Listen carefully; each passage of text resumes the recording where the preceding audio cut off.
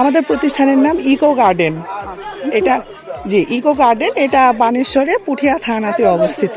যেটা হয়েছে যে এটা বানেশ্বর একটা ইউনিয়ন, তো দেখা যাচ্ছে যে আমাদের ইউনিয়নগুলোতে একেবারে গ্রামের মানে রুট লেভেল থেকে যারা নারী উদ্যোক্তা তারা নিজেদেরকে একটা বিশ্বের দরবারে নিজেদের যে আর কি ক্রিয়েটিভিটি আছে বা নিজেদের যে মেধা গুণ পরিশ্রম এগুলো ওনারা তুলে ধরার যে একটা প্ল্যাটফর্ম আসলে এই মেলাগুলো আমাদেরকে তৈরি করে দিচ্ছে।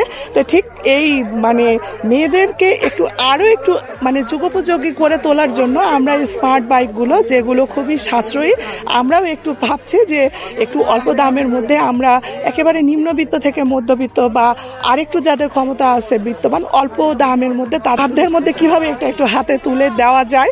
তো যার কারণে মেলাতে আমরা এটা স্টলটা নিয়েছি যে এটা একটু ওনাদের দৃষ্টিগোচর হোক এবং আমাদের মেয়েদের যে জার্নিটা সেটা আরেকটু এগিয়ে যাক। আসলে এটা হচ্ছে মূলত স্মার্ট বাইক, দেখতে খুব সুন্দর।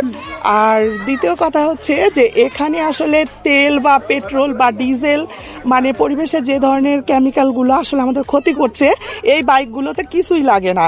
জাস্ট আপনি 8 টাকার যদি কারেন্ট খরচ করে এখানে চার্জ দেন 110 থেকে 220 কিলো পর্যন্ত এটা কাভার করে।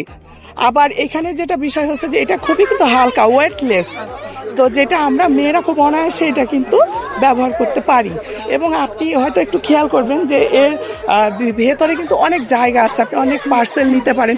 যেহেতু আমাদের হস্তশিল্পী যারা কুটির শিল্পের সাথে জড়িত তাদেরকে অনেক সময় অনেক কিছু ক্যারি করতে হয়, তো যার কারণে দেখা যায় যে আমাদের এই বাইকগুলোতে বিভিন্ন জায়গায় কিন্তু বিভিন্ন স্পেস স্পেশালি করে দেওয়াই আছে, যেখানে আপনি খুব ইজিলি অনেক প্রোডাক্ট আপনি নিয়ে চলাফেরা করতে পারবেন।